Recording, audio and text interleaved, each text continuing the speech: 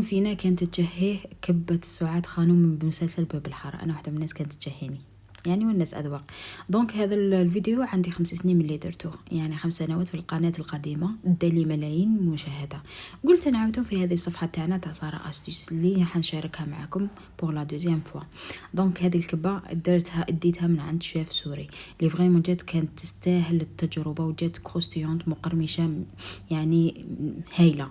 ديروا لنا متابعة وجامو كومونتير. هنا نجيبوا عندنا البرغل يكون لازم ناعم، نخلطوه مع نصف ملعقة تاع بابريكا او ملعقة صغيرة تاع بابريكا، الملح والكمون، وخلطيهم كامل مع بعض. وديري نفس الكأس، ديري كأس مغلي من الماء، خلطيهم كامل مع بعض وغطيهم بالسيلوفان وخليهم مدة ساعتين حتى تتنفخ البرغل. هنا عندي لحم المفروم.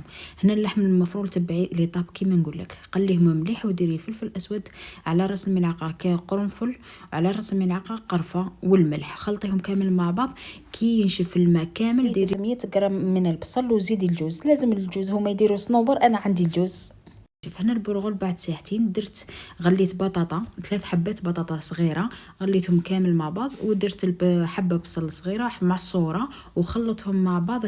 هنا القوام جاني طري بزاف. درت ملعقتين فرينه، هذه زدتها اضافه من عندي باسكو علاه خفتها تتحلي في الزيت. درت ملعقتين من الفرينه ومن بعد ناكل. تبعي طريقه هنايا، ديري الزيت في يدك، فتحي البرغل وديري لافاخس ملعقه صغيره، ومن بعد نكت شكلي الكبه. عاودي ديري يدك في الماء ومسحيها كامل على الكبه، ومن بعد قليها ديريكتومون على نار تكون متوسطه، ما تكونش عاليه، نار تكون قل من المتوسطه باه طيب البرغل من الداخل.